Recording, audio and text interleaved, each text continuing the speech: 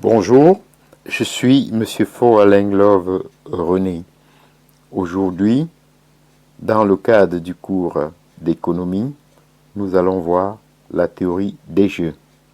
Dans l'économie traditionnelle, on considérait les individus comme isolés et incapables d'avoir quelconque influence sur les décisions des autres. C'est le critère d'atomicité du marché. On considérait également le marché comme étant parfaitement transparent. Si on écarte ces critères irréalistes, de nouveaux horizons s'ouvrent. Les décisions des différents agents ont une conséquence sur les décisions des autres agents.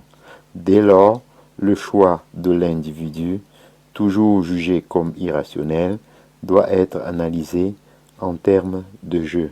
On peut considérer une situation économique comme un jeu.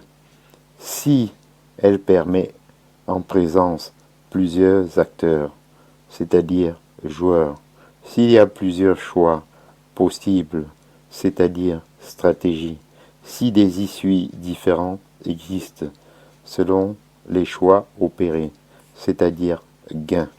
Les jeux sont envisagés sous deux formes. Les jeux coopératifs.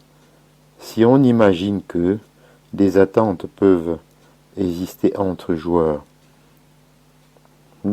disons John von Neumann, 1903-1957, Oscar Mongesten, 1902-1977, dans la théorie des jeux et du comportement économique, 1944.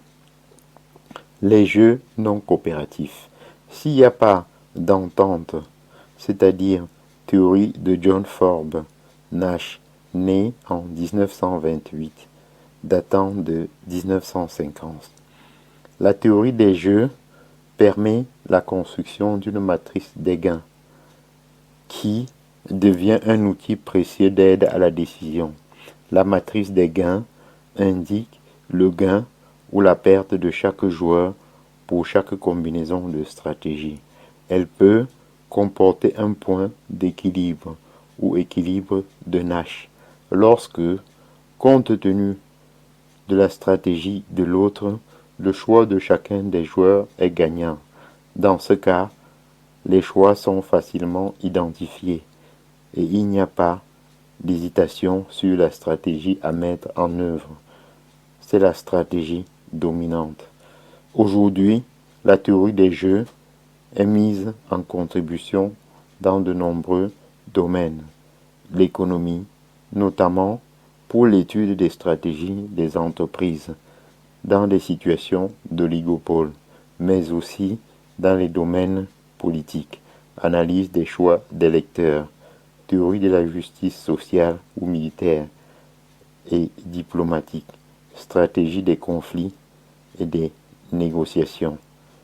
J'en ai terminé avec la théorie des jeux et je vous en remercie. Bonjour, je suis Monsieur Faux-Alain-Love René.